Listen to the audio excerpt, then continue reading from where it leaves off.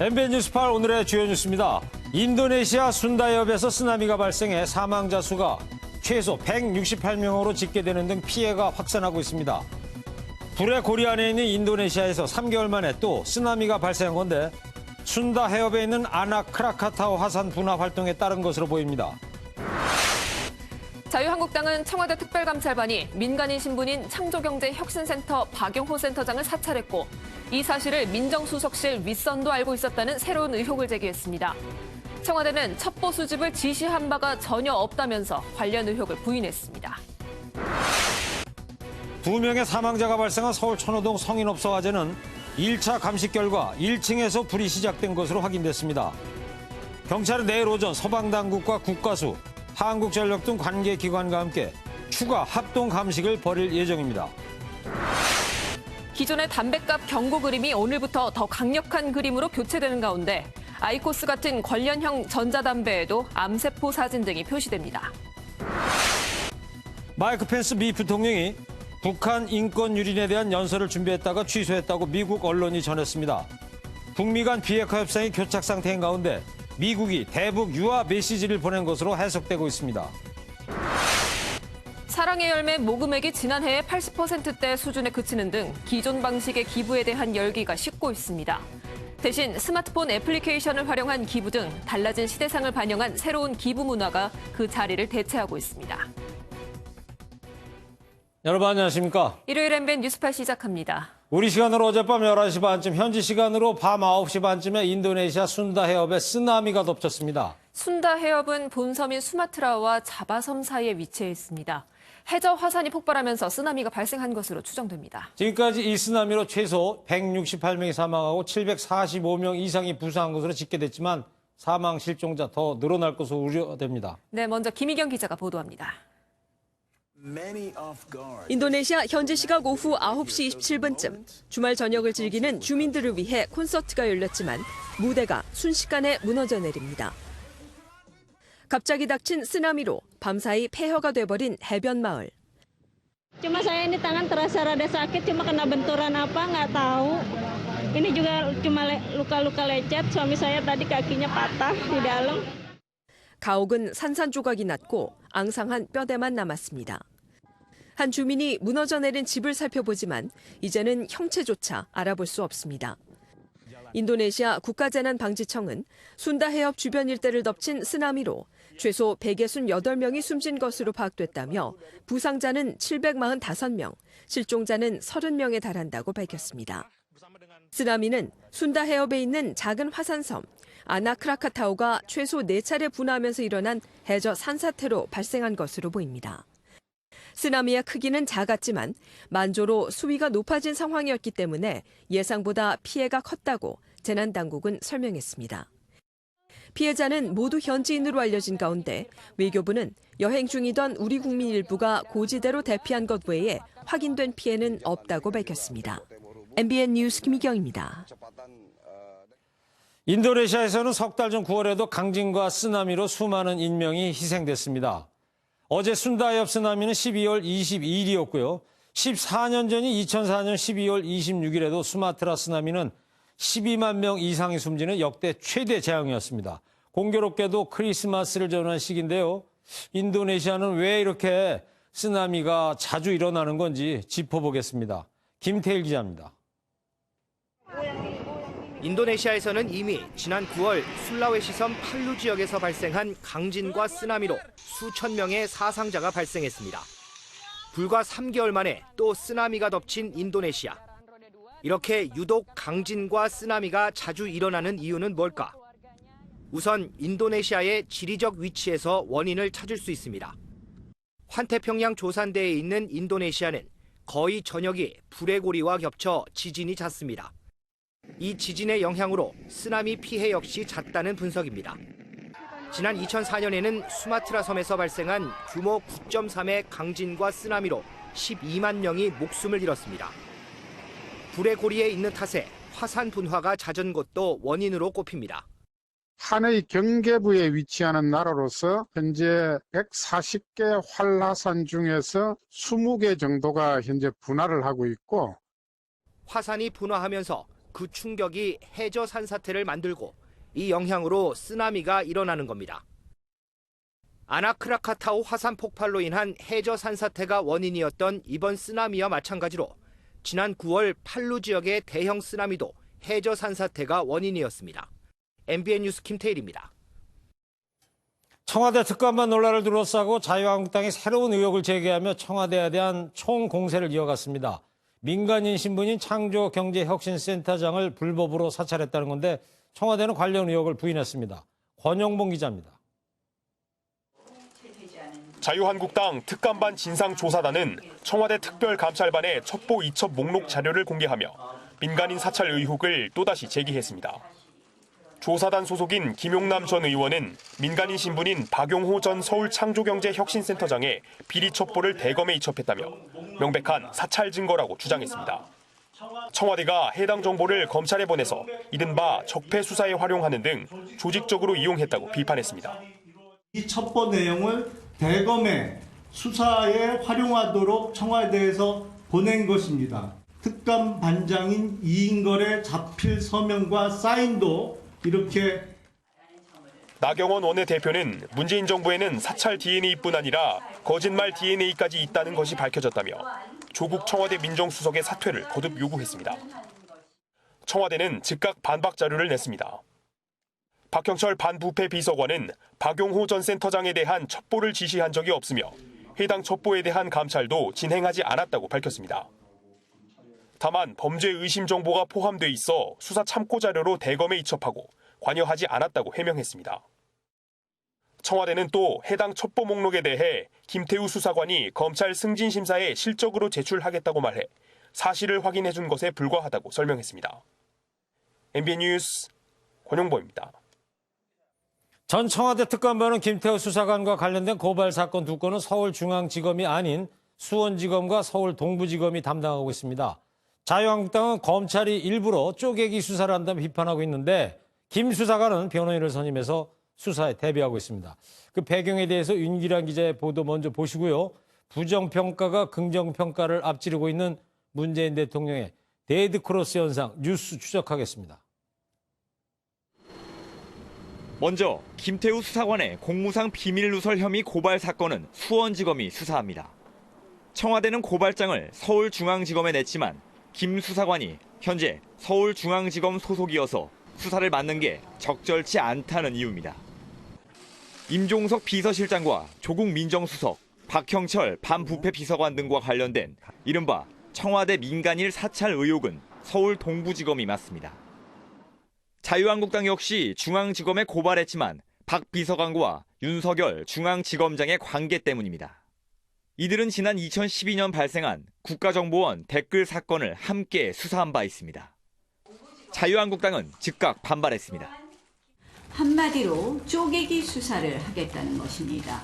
몸통은 하나인데 쪼개겠다. 결국 수사에 의지가 없어 보입니다.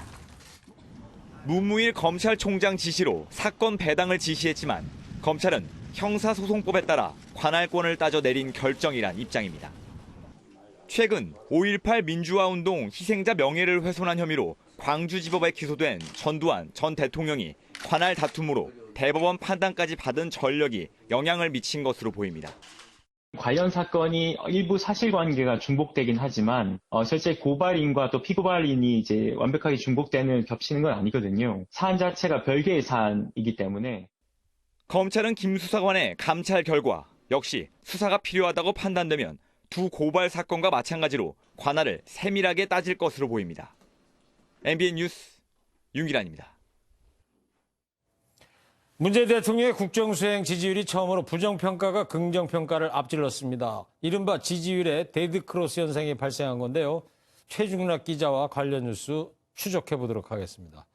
최 기자, 네. 지지율 데드크로스 조금 설명을 해드렸습니다만 어떤 뜻입니까?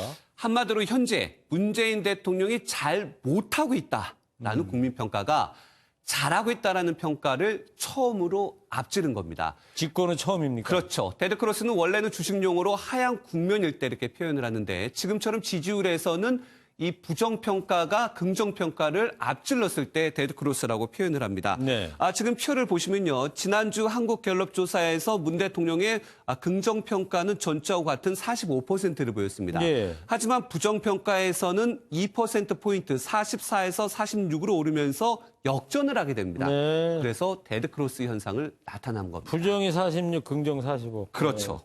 저렇게 바뀌게 대한 그 가장 큰 요인은 뭐로 봐야 됩니까? 일단 문재인 대통령의 그동안의 지지율을 보면 이영자 현상이라고 있습니다. 예. 20대 그리고 영남, 자영업자 지지율 하락. 이 부분이 좀 약간 고착화된 것이 있고요. 결국에는 경제 부분인데 경제와 민생 문제 해결 부족 47%로 1위였습니다.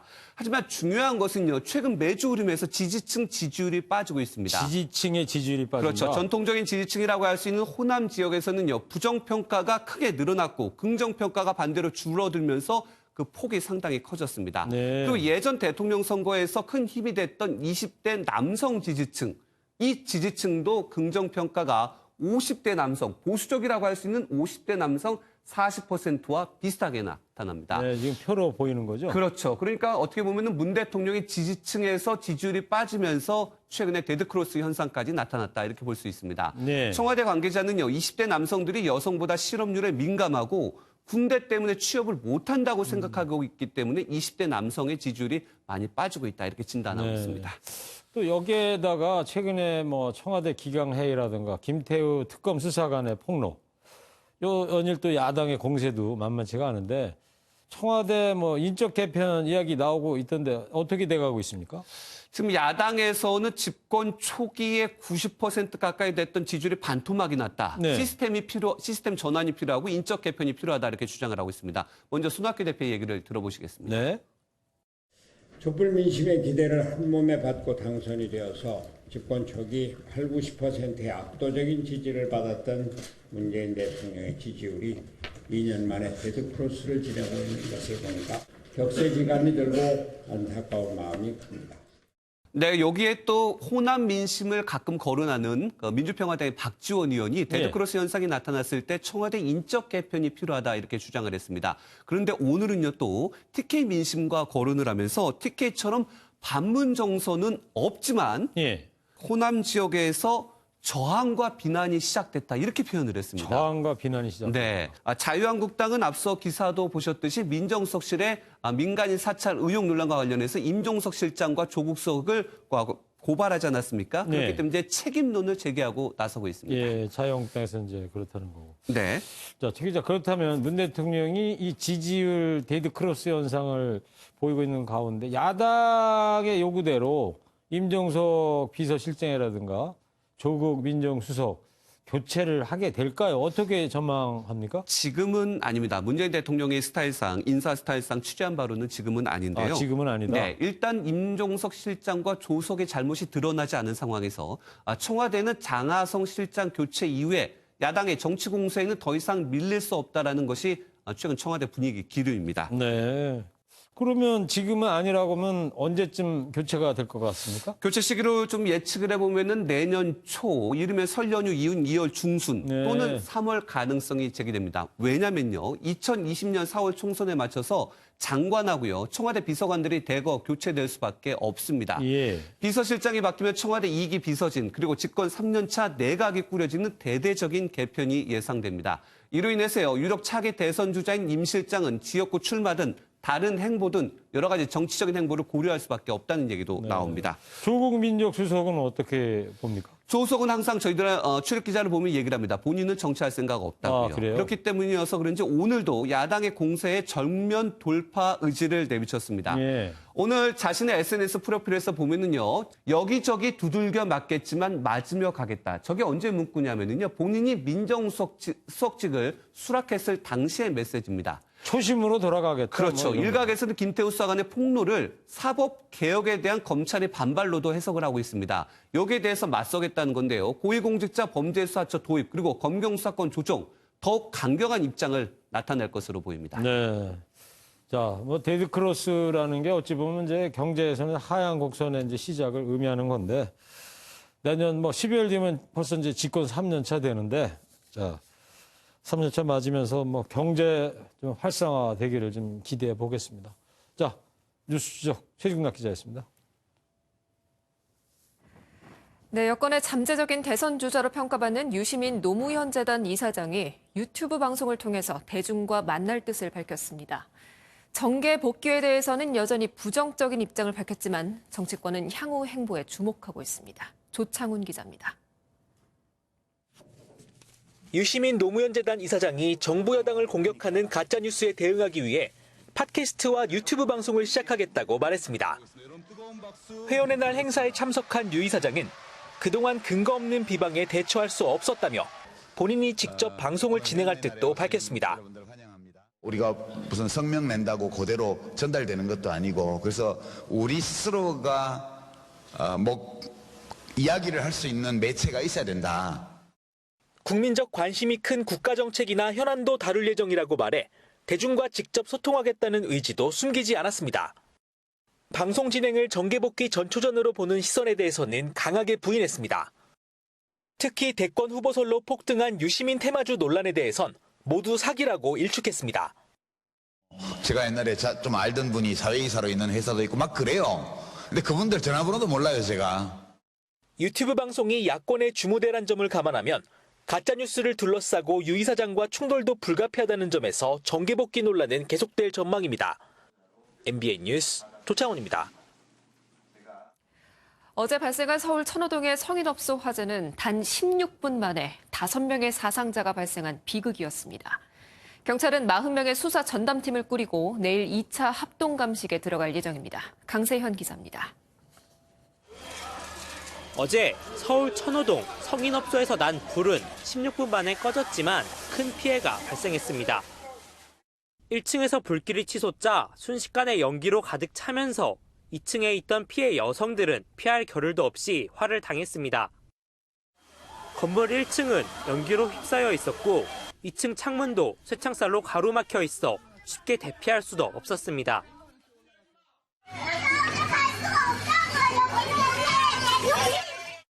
결국 이불로 업주인 박모 씨 등 2명이 숨지고 3명이 중경상을 입었습니다. 소방대원들이 2층으로 올라가서 사람 있으니까 들고 나와서 이 길바닥에 눕혀가지고 이동을 하기 시작하고. 경찰은 1차 감식 결과 일단 불은 1층에서 시작된 것으로 확인했고 내일 오전 소방당국과 국가수, 한국전력 등 관계기관과 함께 2차 합동 감식을 벌일 예정입니다. 경찰 관계자는 40명으로 구성된 수사 전담팀을 만들어 화재 원인을 규명하고 건축법 등 관련법 위반도 수사할 방침이라고 밝혔습니다. 관할구청인 강동구도 임시 주거시설과 장례, 의료비 지원 등 구호 조치에 나섰습니다. MBN 뉴스 강세현입니다.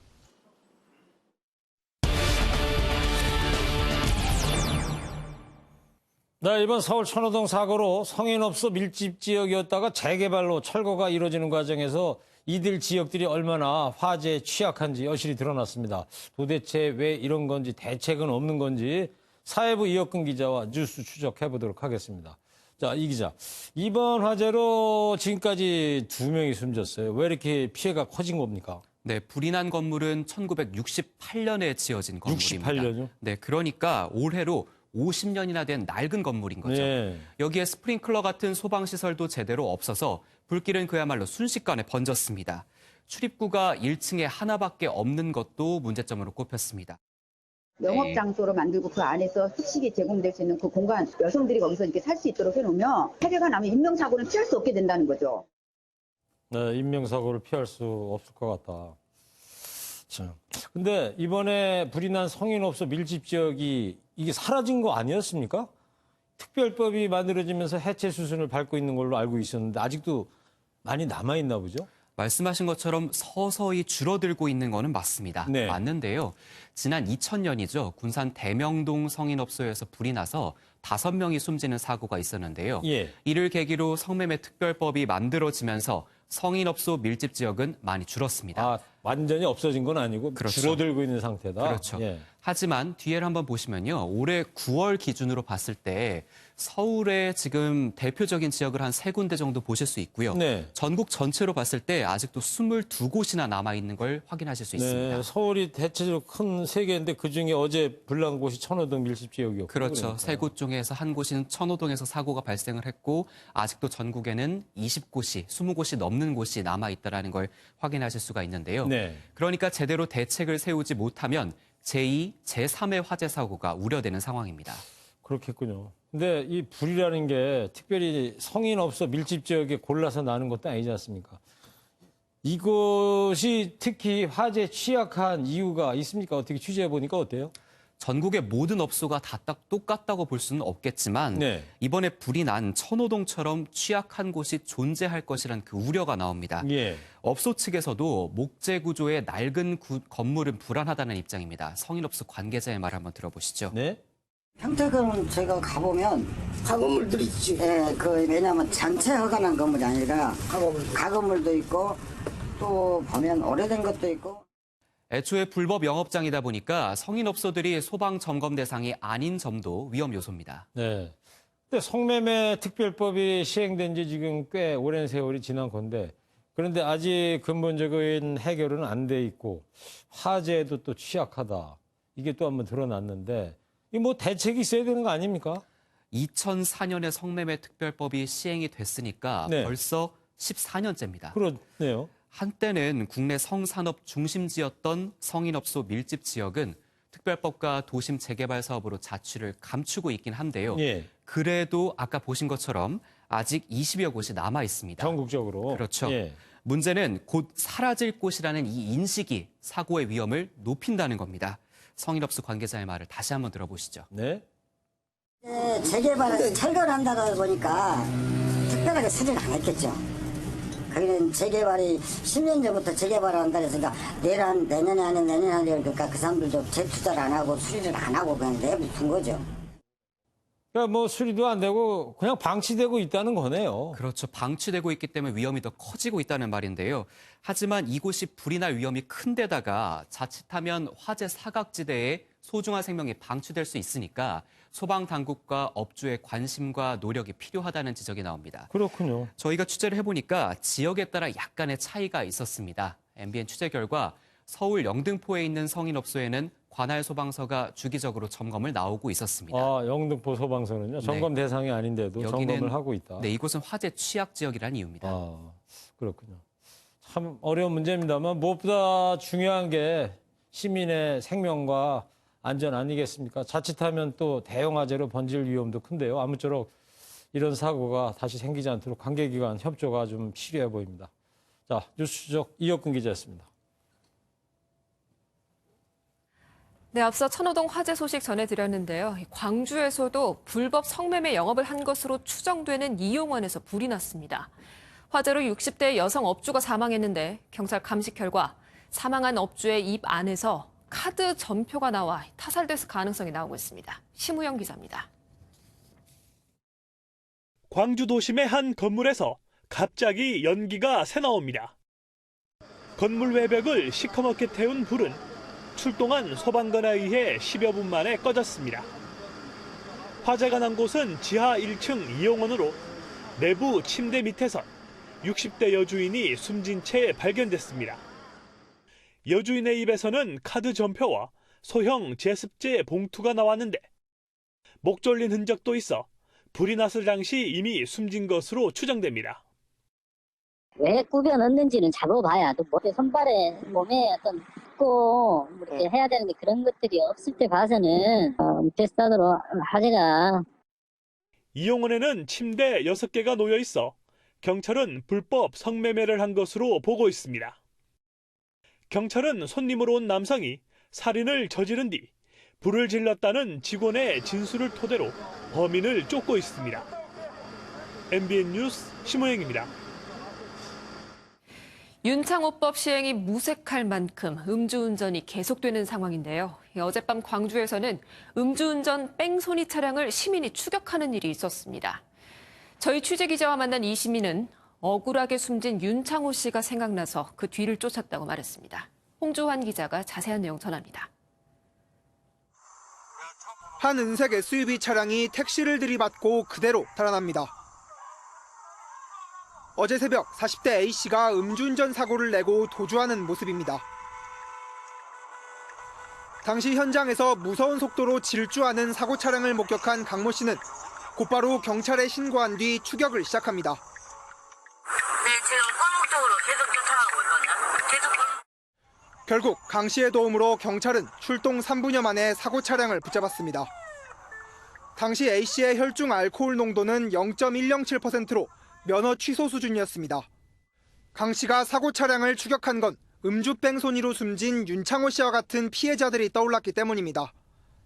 최근에 음주운전 때문에 피해를 억울하게 당하신 분들도 많고 거기에 대해서 처벌도 좀 제대로 되지 않고 있다고 제가 알고 있어요. 그분을 제가 안 잡으면 처벌을 할 수가 없는 거잖아요. 그래서 따라가게 됐어요. 지난 18일부터 음주운전자 처벌을 강화하는 윤창호법이 시행됐지만 시행 당일부터 인천 등에서 사망사고가 발생하는 등 좀처럼 음주운전 사고가 줄어들지 않고 있습니다.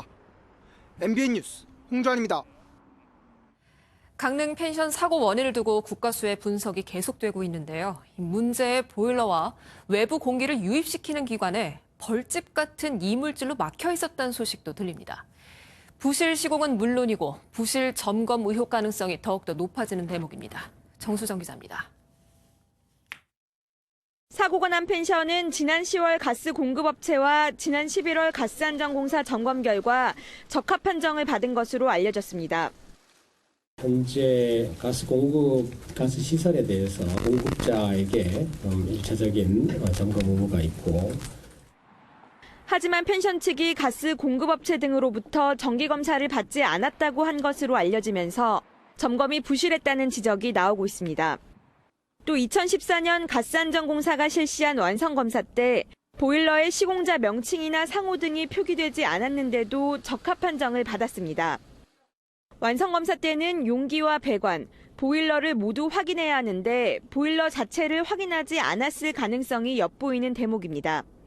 사고 원인 규명도 속도를 내고 있습니다. 경찰은 지난 1일과 8일 이 펜션의 투숙객이 묵을 당시 사고가 나지 않아 이후 보일러와 연통이 어긋난 이유, 또 연통이 벌집 등으로 막혔을 가능성 등도 조사 중입니다. 현재 강릉과 원주에서 치료 중인 학생 6명의 상태가 호전되고 있는 것으로 알려진 가운데 강릉시는 내일부터 농어촌 민박시설을 대상으로 특별 합동점검에 들어갑니다. MBN 뉴스 정수정입니다. 일반 담뱃갑을 보면 폐암 등 질병을 경고하는 섬뜩한 그림이 붙어 있죠. 오늘부터는 그 그림이 더욱더 강력해지고 문구도 새롭게 바뀌어서 출고됐습니다. 그리고 관련형 전자담배에도 경고 그림이 붙었습니다. 정설민 기자입니다. 편의점에 진열된 일반 담배. 얼핏 보기에도 섬뜩한 사진이 붙어 있습니다. 그런데 관련형 전자담배에는 주사기 그림만 그려져 있습니다. 전자담배 케이스는 징그러운 그림도 없고 그래서 별로 담배 같은 느낌도 없고 위험하다는 생각도 안 드는 것 같아요.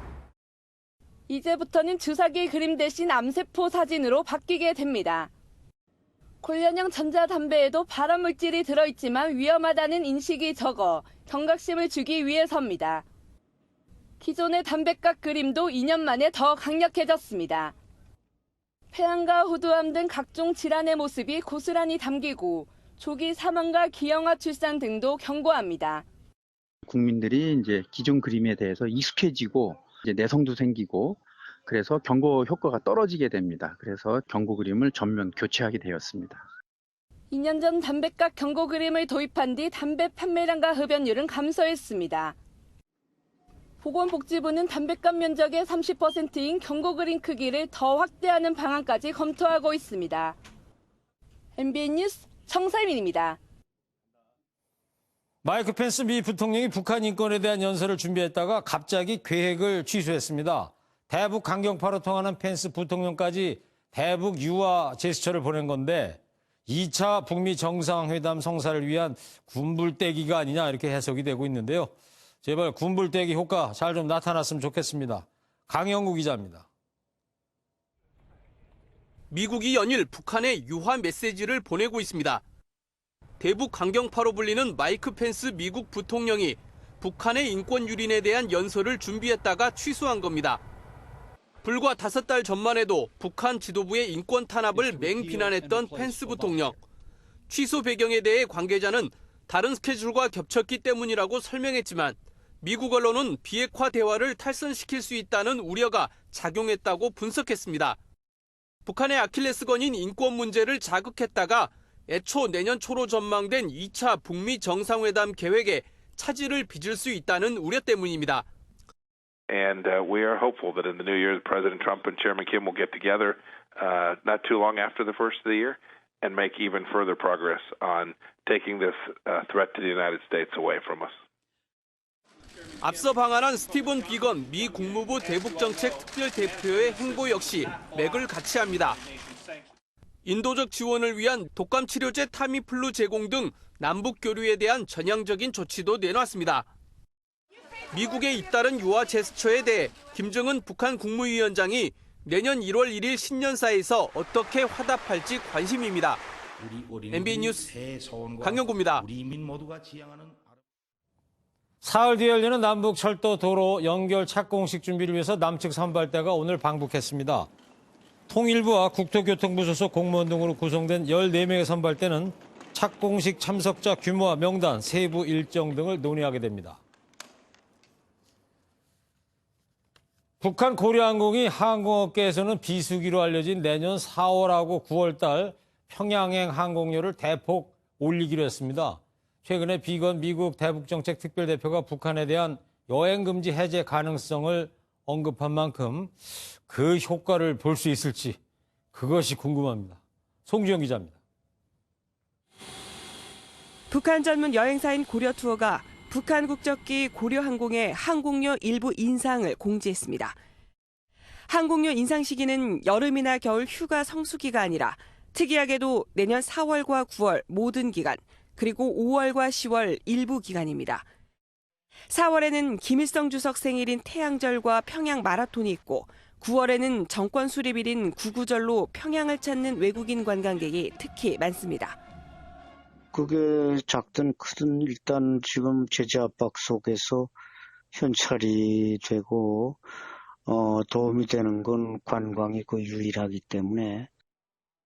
중국 베이징에서 출발하는 고려항공 운임은 약 28만 원 수준인데 해당 기간에는 편도 최소 2만 5천 원, 왕복 최대 18만 원을 추가로 내야 합니다. 공교롭게도 고려항공 운임 인상이 공지되고 하루 뒤 우리나라를 찾은 비건 특별대표는 북한 여행 금지 해제 가능성을 언급했습니다.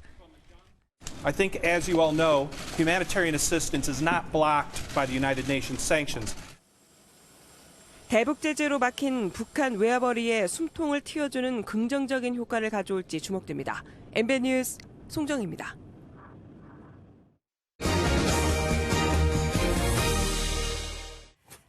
제가 모레가 또 크리스마스잖아요. 그래서 트리 좀 가져와 봤습니다. 피톤치드 냄새 나는 네. 상남인데 집에 있던 거 가져온 거예요? 아니에요. 아랫집 가서 빌려왔어요. 그래요? 네. 잠시 기부 받으신 거군요. 이렇게요. 요즘에는 그 기부의 방식도 달라지고 있다고 하더라고요. 어떻게요?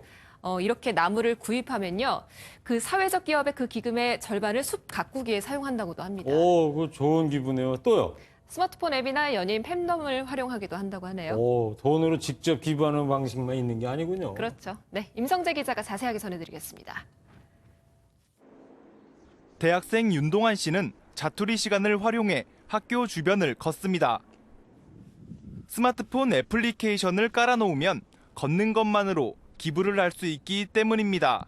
이제 연말이라서 뭐 기부 그런 것도 많이 생각이 나고 그러는데 그냥 제가 걷기만 해도 다른 분들한테 도움이 된다고 해서 좋은 기분으로 참여하고.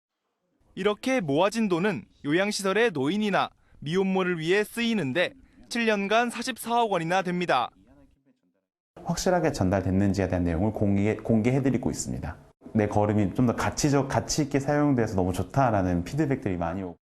스타를 향한 팬심을 기부로 승화시킨 팬덤 기부도 늘고 있습니다. 최근 방탄소년단의 팬클럽 회원들은 소아암 환자의 가발을 만드는 데 보태라고 자신의 머리카락을 보내기도 했습니다. 계속해서 이제 음악으로나 이런 행동으로 좋은 본보기를 보여주기 때문에 저희도 팬으로서 더 동참을 하려고 하는.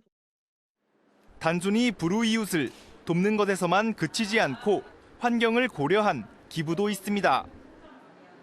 나무 한 그루를 구입하면 인천 수도권 매립지 지역이나 백두대간 같은 지역에 같은 나무 한 그루를 기부하는 식입니다.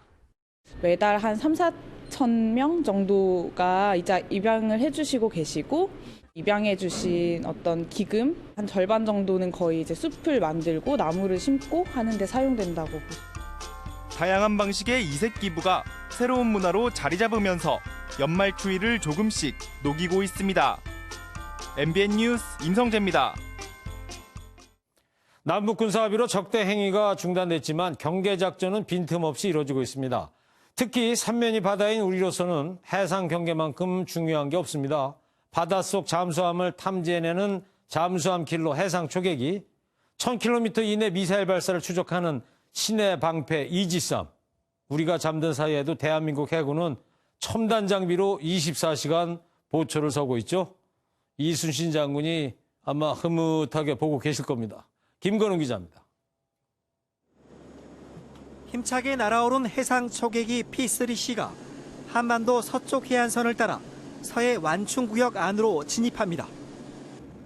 P-3C는 바닷속 적의 잠수함을 추적할 수 있어 일명 잠수함 킬러로 알려졌습니다.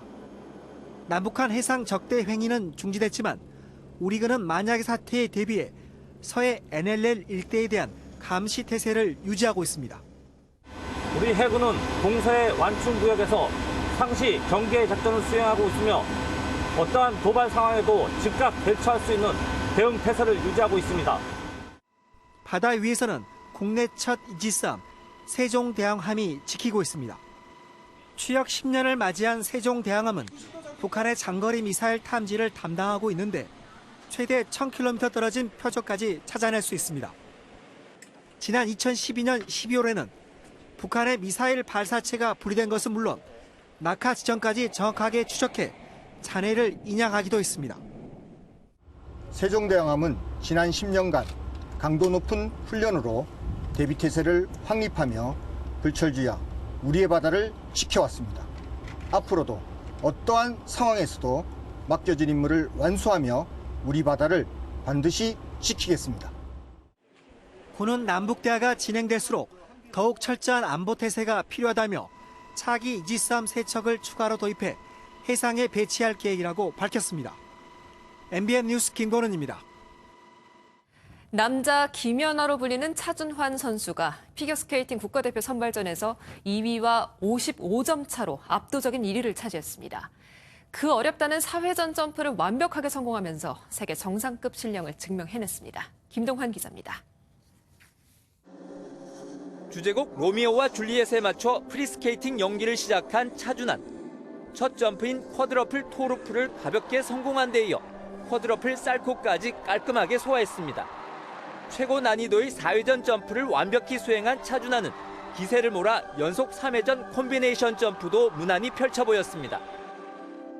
스핀과 스텝 시퀀스도 흠잡을 데 없었고 섬세한 표정도 잘 살린 클린 연기. 자신의 국제대회 최고점보다 5점 높은 179.73점을 받은 차준환은 전날 쇼트 프로그램과 합쳐 257.01점을 받아 금메달을 목에 걸었습니다. 2위 이준영과는 무려 55.74점 차이. 올해 시니어 무대에 데뷔해 한국 선수론 김연아 이후 9년 만에 그랑프리 파이널에 나서 동메달을 수상한 차준환. 시즌 도중 망가진 부츠와 발목 부상에도 최고의 마무리를 해 내년 세계 정상 도전에 대한 기대감을 높였습니다. 내년 4대륙에서도 이제 다시 지금 컨디션 다시 잘 회복해서 이제 또 부상 관리 잘해서 열심히 준비해서 좋은 모습을 보여드리고 싶습니다. 여자부에선 제2의 김연아 이문수가 라이벌 유영 김예림을 제치고 시상대 가장 높은 곳에 섰습니다. MBN 뉴스 김동환입니다.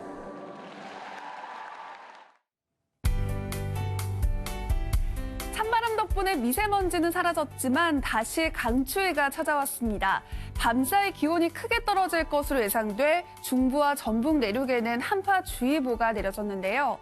내일 아침 철원이 영하 13도, 파주가 영하 12도, 서울은 영하 7도까지 내려가겠습니다. 바람까지 강하게 불어서 체감온도는 이보다 더 낮으니까요. 두툼한 겉옷에 목도리와 장갑까지 챙기시면 체온 조절에 도움이 되겠습니다. 성탄절 날씨 궁금하실 텐데요. 크리스마스 이브인 내일은 하늘이 대체로 맑겠습니다. 크리스마스에는 구름 많다가 차차 흐려지겠고요. 다만 때 경기 북부와 영서 북부에 눈이나 비가 조금 내리겠습니다. 현재 전국이 대체로 맑고 공기도 깨끗합니다. 내일 중부지방 서울의 아침 기온 영하 7도로 대부분 지역에서 영하 10도 안팎까지 떨어지겠습니다. 남부지방 광주의 아침 기온 영하 3도, 대구는 영하 5도로 오늘보다 큰 폭으로 내려가겠습니다. 동해안 지방 건조특보가 내려진 가운데 바람이 무척 강하게 불겠습니다. 목요일과 금요일에는 호남과 제주도에 눈이 내리겠고요. 주 후반에는 영하 10도를 밑도는 세미탄파가 찾아오겠습니다. 날씨였습니다.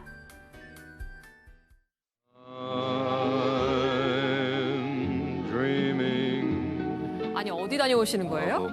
내일이 크리스마스 이브인데요. 네. 분위기가 영 안 살아가지고 아이고. 와인 좀 가져왔습니다. 건배하려고. 방송 중에 와인을요? 그렇죠. 아마 뉴스 시간에 앵커들이 이렇게 건배하는 건 처음 보실 텐데. 네. 자, 메리 크리스마스. 쨍그랑해요. 네, 좋습니다. 네. 이거 와인 아니라 콜라인데요? 뭐 건배 뭐 있습니까? 와인 아니면 콜라죠. 자, 시청자 여러분, 메리 크리스마스 보내시기 바랍니다. 네, MBN 뉴스 8 마칩니다. 행복하세요.